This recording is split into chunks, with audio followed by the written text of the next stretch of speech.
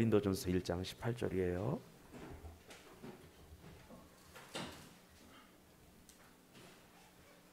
한 절만 읽겠습니다.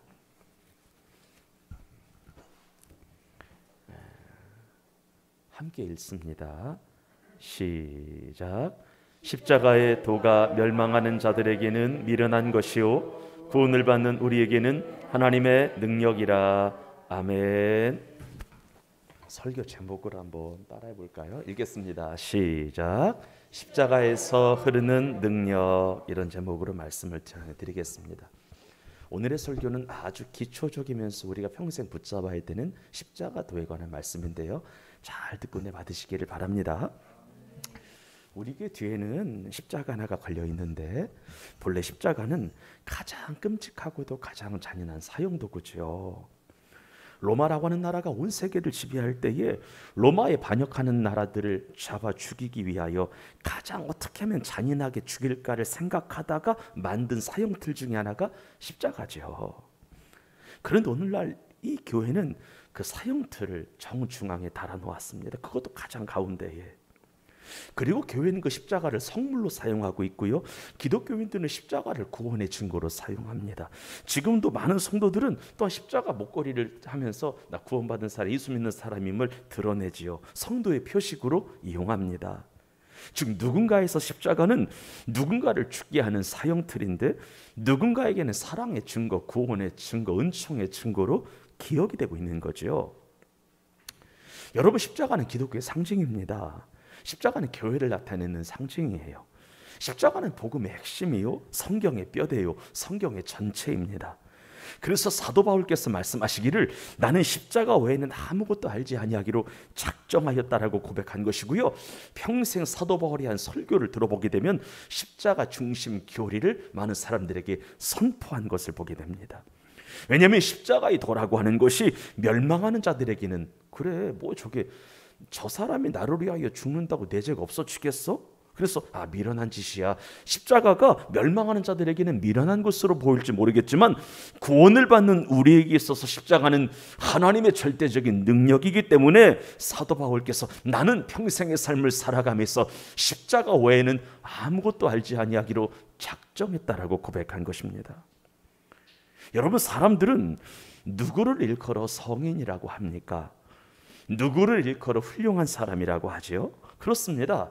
삶이 고귀한 사람, 삶이 가치 있는 사람을 성인이요 훌륭한 사람이라고 합니다. 하지만 예수님은요, 삶이 훌륭하여 메시아 성인이 되신 것이 아니라 죽음이 위대하여 메시아가 되신 줄 믿습니다. 왜냐하면 예수님의 십자가의 죽음이 인류를 구원으로 이끌었기 때문이지요. 예수님의 십자가의 희생이 인류를 하나님의 나라로 이끌었기 때문입니다. 그만큼 예수님의 십자가는 하나님의 능력이고 신앙인들의 전부인 줄 믿습니다. 그렇다면 십자가에는 어떤 능력이 있을까요? 어떤 능력이 십자가 안에 있을까요? 사도 바울은 우리에게 십자가의 도가 있다고 말해주고 있고, 십자가의 도는 구원하는 모든 백성들에게 하나님의 능력이라고 말하고 있는데, 그래서 나는 평생의 삶을 살아감에 있어서 십자가만을 자랑하겠다라고 했는데, 십자가에는 어떤 능력이 있을까? 첫째는 한번 크게 따라합니다. 십자가에는 죄를 알게 하는, 죄를 보게 하는, 죄를 깨닫게 하는 능력이 있습니다.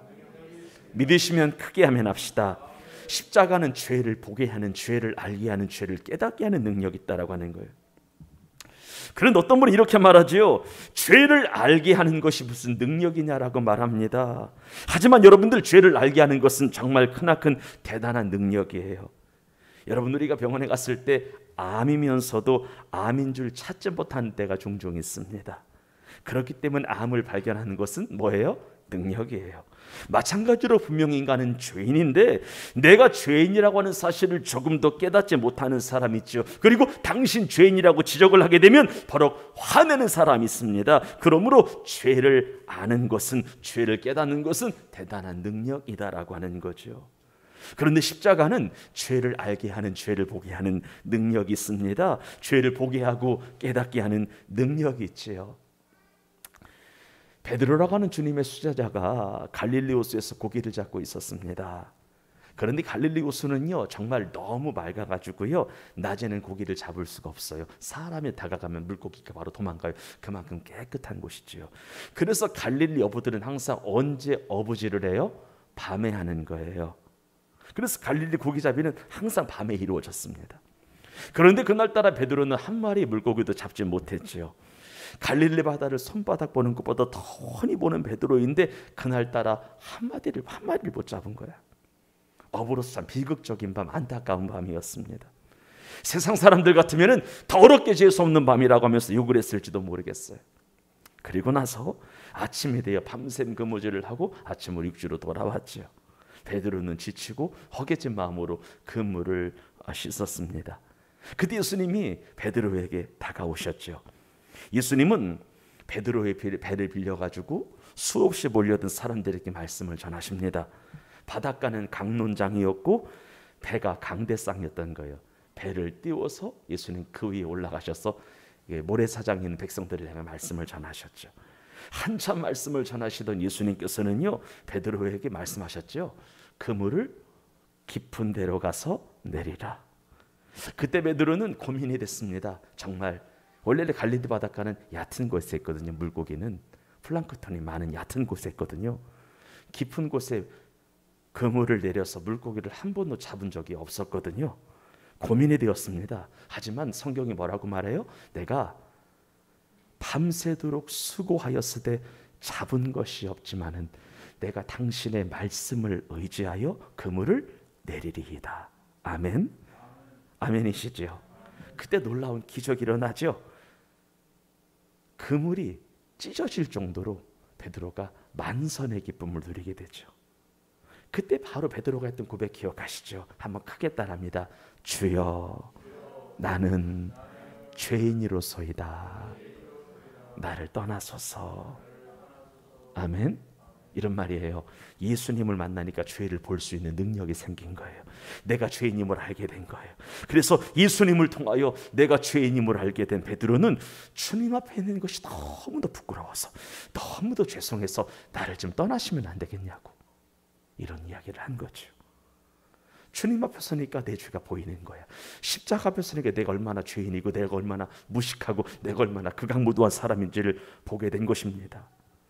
여러분, 우리 주변을 보게 되면 화인 맞은 양심을 갖고 있어서 엄청난 죄를 지었음에도 불구하고 조금도 부끄러운 줄 모르고 뻔뻔하게 얼굴 들고 살아가는 사람이 생각보다 많은 것 같습니다. 그리고 그런 사람들에게 찾아가서 당신 죄인이라고 말하면 엄청 기분 나빠하는 것 같습니다. 여러분, 죄를 깨닫게 하는 것은 엄청난 은혜이자 축복입니다. 그런데 예수 그리스도의 십자가만이 죄를 깨닫게 하는 능력이 있음을 믿으시기를 바랍니다. 예수 그리스도의 십자가만이 죄를 보게 하는 능력이 있음을 믿으시기를 바랍니다. 아무나 죄를 깨닫는 것이 아니라 십자가만이 죄를 깨닫게 하고 죄인임을 알게 하고 보게 한다는 거예요. 사도 바울이 회심하기 전에 이름이 뭐예요? 바울이 회심하기 전에 사울이지요. 사울은 평생 자기가 최고 잘난 줄 알고 살았던 사람이에요. 그래서 그 이름을 사울이라고 한 건데, 사울이 어떤 뜻이냐면 가장 큰 자라고 하는 뜻이야. 얼마나 지가 잘나고 똑똑하고 대단한 사람이었으면 자기 이름을 지을 때 너는 가장 큰 자다라고 하는 사울이라고 지었겠어요.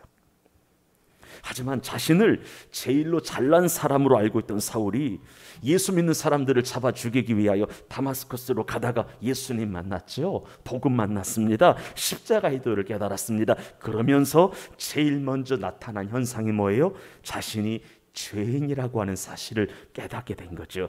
사도 바울이 그래서 항상 자기 자신을 가리켜 뭐라고 말하냐면, 한번 따라합니다. 나는 죄인 중에 괴수입니다. 아멘. 이 고백을 항상 달고 살았다라고 하는 거예요. 여러분, 죄를 볼 줄 아는 것이 십자가의 능력임을 믿으시기를 바랍니다. 두 번째는 한번 따라합니다. 십자가에는 죄 사함의 능력이 있습니다. 여러분, 십자가라고 하는 것은 죄를 보게 하고 알게 하고 깨닫게 할 뿐만이 아니라 죄를 사하여 주는, 죄를 용서하여 주는 능력이 있습니다.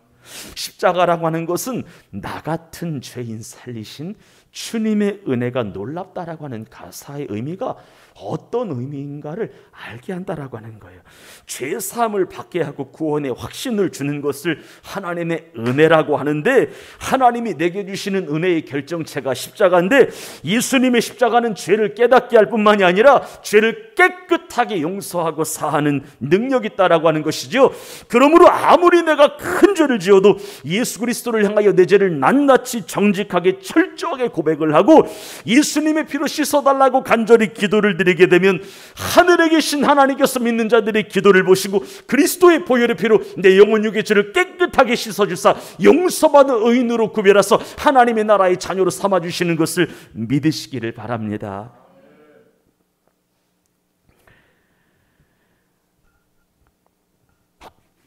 지금 제가 여러분에게 들려주는 이야기는요, 지금 현재 중국에서 나병환자촌에서 선교하고 있는 김요성 목사님의 간증의 일부분을 여러분들에게 전해드려요. 북한에서 생긴 일이 실화예요. 어느 마을에 원래 예수를 믿는 가정이 북한에 있었습니다. 아침마다 무릎을 꿇고 하나님께 기도해요. 근데 북한은 어떤 주의 나라예요? 공산주의, 주체사상의 나라예요. 사람을 신으로 신봉하는 나라예요. 붉은 혁명이라고 해서 예수 믿는 사람들을 다 잡아 죽이고 돈 있는 사람들을 다 잡아 죽였던 그런 나라예요. 여전히 공산주의가 막강하죠. 근데 과거니까 얼마나 더 심했겠어요. 근데 이 집은 하나님 앞에 매일 아침마다 기도를 드리는 거예요. 예배를 드리고요. 그런데 이때 어떤 상황이었냐면, 아들이 초등학교에 다니면서 공산주의 사상에 서서히 짙게 염색되고 있는 그런 시간이었습니다. 그러면서 아들은 아버지, 엄마와 예배 드리는 걸 이해할 수가 없는 거예요. 가정에서는 예배를 드리는데 사회에서는 학교를 가게 되면 주체 사상을 배우고 공산주의를 배우니까, 그러면서 점점점 공산주의 쪽으로 무게가 실리는 거죠. 그 사상이 맞다라고 하는 생각이. 그래서 어떤 일이 일어났냐면, 이 아들이 아버지 어머니를 당에 고발을 합니다. 공산당에 고발을 해요. 온 동네에서 아들이 친아버지를 고발한 사건은 처음 있는 일이었어요. 이 동네에서. 그러면서 공산당은요, 온 마을 주민 사람들에게 교육시킬 절호의 기회라고 여기고 공개 재판을 열어요. 사형대를 만들었어요. 그리고 아버지 어머니에게 번거지라고 하죠. 씌우고 손을 뒤로 꽁꽁 묶고요, 무릎을 꿇게 합니다. 그 앞에서 이 사람의 아들이 고발장을 큰 소리로 읽어요. 아들이 말하는 거예요. 이 사람들은 우리의 아버지 어머니입니다. 이들은 공산당을 배반하고 아침마다 미신 같은 신에게 기도를 드립니다. 그래서 제가 공산당에게 고발을 했고 오늘 처형하기로 합니다. 이 얘기를 듣는데 사람들은 억지로 끌려 나와 공개 재판을 구경하면서도 숙연해졌어요. 아들이 아버지를 고발하여 죽이는 모습에 환멸을 느낀 거죠. 이게 공산당인가 싶은 거예요. 그러면서 공산당은 이 아들을 영웅으로 지켜 세워요. 그리고 상을 줘요. 환영해요. 사람들은 그 아버지 어머니에게 일부러 돌 던져요. 그리고 어디론가 끌려가요. 영영 돌아오지 않았어요. 사형당해 죽은 것이었습니다. 한편 그날부로 이 아이는 영웅이 되었어요. 그리고 공산당은 이 아이가 공산 사상이 투철하다는 이유로 공부를 시키고 잘 길러요. 훗날 대학을 들어갔어요. 결혼을 했어요. 아들을 낳았어요. 아들이 초등학교에 들어갑니다. 어느 날 아들이 이 사람의 아들이 이 사람이 결혼해서 장성한 다음에 결혼한 아들을 낳잖아요. 이 사람의 아들이 아버지를 보면서 싱긋 웃는데 어느 날 소름이 돋더래요. 왜냐하면 사형당하신 아버지의 모습과 내 자녀의 모습이 똑같았기 때문에 얼굴이 보인 거야. 그러니까 아버지가 자기를 보고 웃고 있는 것 같은 거예요. 그때야 비로소 어떤 생각이 들었냐면 내가 부모님에게 몹쓸 짓을 했구나. 내가 죄를 지었네. 씻을 수 없는 죄를 지었다라고 하는, 그냥 아마 성령께서 깨닫게 해주신 것 같아요. 결혼하고 아들을 낳고 자기의 고발로 아버지가 돌아가신 나이가 들어서 비로소 이 사실을 깨닫게 된 거죠. 그러면서 이런 범인 속에서 이 사람은 이 김요성 목사님을 만나서 예수님을 알게 되었는데, 어느 날 이 사람이 목사님에게 찾아와서 펑펑 울면서 물어보더래요. 목사님, 하나님은 도저히 용서받지 못할 죄도 용서하시나요? 내가 목사님을 통하여 하나님에 대하여, 예수님에 대하여, 성경에 대하여 지금 배우고 있는데, 하나님이란 분은 도저히 용서하지 못하는 죄도, 용서받지 못할 죄도 용서하시나요? 그런데 김 목사님은 처음에 그 말이 무슨 의미인지 몰랐어요. 그러나 이렇게 대답을 했어요. 하나님은 그보다 더한 죄도 용서하신다고. 그러면서 그 사람은 예수님을 믿음으로 말미암아 그 죄로부터 정말 자유해져요. 예수를 잘 믿게 돼요. 여러분들, 불교든 힌두교든 이슬람교든 소위 이 세대의 고등 종교라고 불리는 종교는 죄사함의 교리는 없어요. 굳이 있다면 인과응보예요. 그렇다면 왜 죄사함의 교리가 없는 거예요?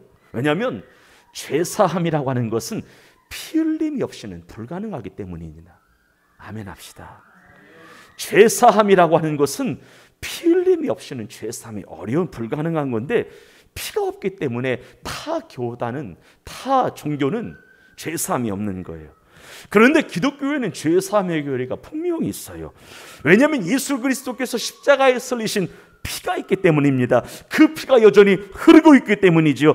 그렇기 때문에 기독교에는 죄사함의 교리가 있는 것입니다. 불교도 죄를 날카롭게 지적합니다. 그러나 죄사함이 없어요. 인과응보. 너는 죄를 지었기 때문에 큰 죄를 지으면 크게 당하는 거고, 작은 죄를 지으면 작게 당하는 거야. 이거밖에 없어요. 죄의 경중에 따라서 뿌린 대로 거두는 거래요. 그러나 우리 기독교는 예수 그리스도의 피로 말미암은 죄사함이 있습니다. 아멘이시지요? 그 십자가가 능력인 줄 믿습니다.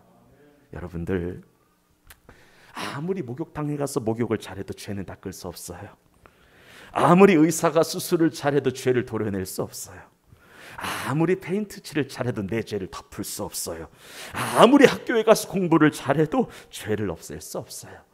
죄를 사해 주는 거, 죄를 용서해 주는 거 십자가밖에 없어요.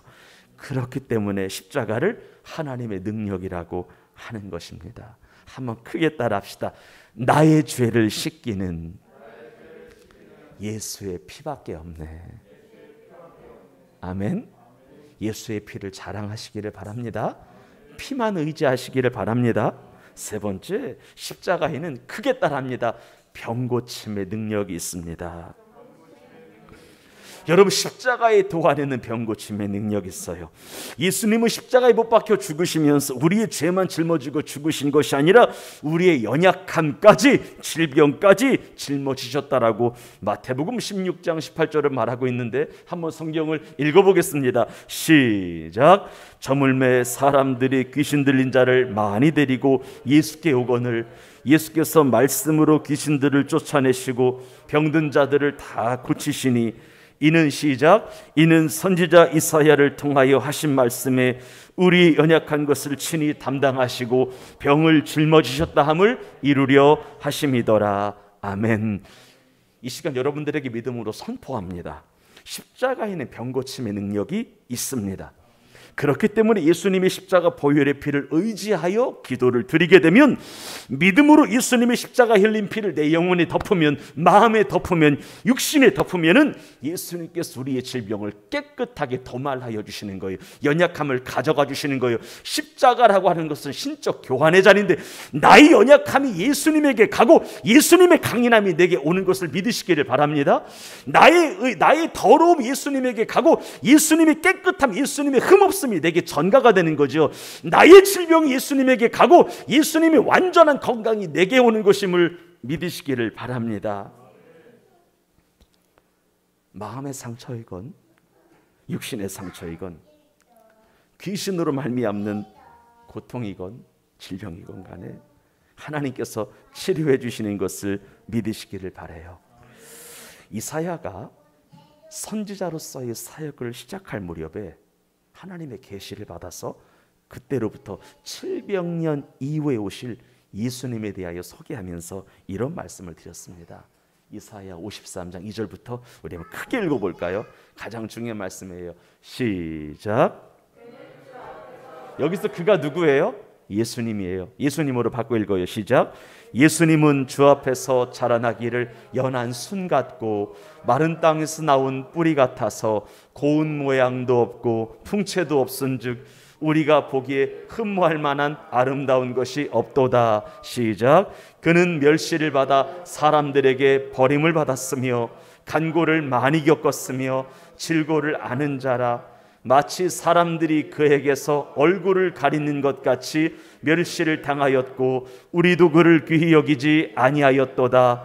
그는 실로 우리의 질고를 지고 우리의 슬픔을 당하였거늘 우리는 생각하기를 그는 징벌을 받아서 하나님께 맞으며 고난을 당한다 하였노라. 그가 찔림은 우리의 허물 때문이요 그가 상함은 우리의 죄악 때문이라. 그가 징계를 받음으로 우리는 평화를 누리고 그가 채찍에 맞음으로 우리는 나음을 받았도다. 6절 시작. 우리는 다 양 같아서 그릇 행하여 각기 제 길로 갔거늘 여호와께서는 우리 모두의 죄악을 그에게 담당시키셨도다. 믿으시면 아멘 합시다. 아멘이에요.